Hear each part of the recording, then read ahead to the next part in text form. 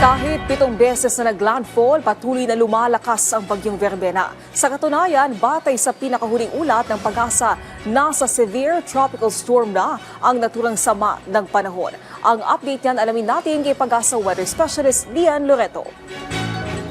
Magandang hapon po. Sa ngayon nga po, mas lumakas pa itong si Bagyong Verbena, naging severe tropical storm category na habang nasa may West Philippine Sea.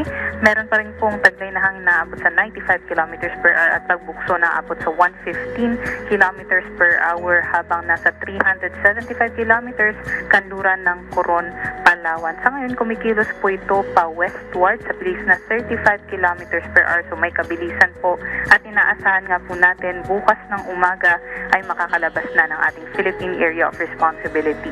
Ngunit ngayon nakataas pa rin ang wind signal number 1 sa may Kalayaan Islands at ine-expect na nga natin habang papalayo na nga po ito ay mas or ililift na din po natin yung ating mga wind signal.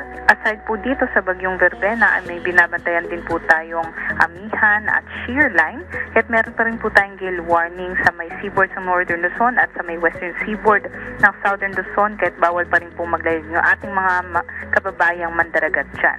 At sa ngayon nga po, inaasahan nga po natin yung malalakas na mga pag-ulan pa rin sa may areas po ng Cagayan, Isabela, maging sa may Apayao at Kalinga dahil po dito sa shear line o yung banggaan nga ng hanging amihan at ng easterlies at posible nga po yung hanggang 200 millimeters na mga pag-ulan especially po sa may Cagayan at Apayao. Doble ingat po yung ating mga kababayan.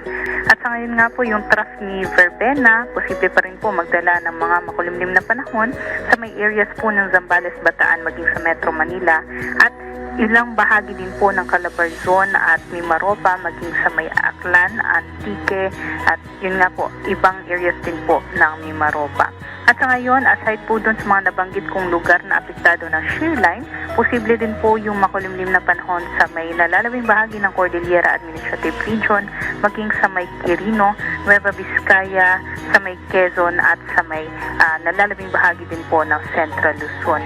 Ngunit aside po dun, no, sa other parts naman po ng ating country, expect naman po natin yung generally fair weather conditions na may chances lamang po ng isolated rain showers and thunderstorms.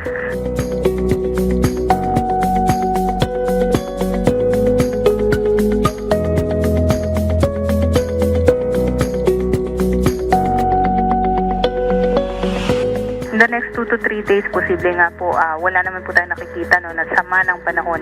Ngunit ito lamang pong shear line ay magpapatuloy po, kaya doble ingat po yung ating mga kababayan sa mga possible po na rainfall. Ito.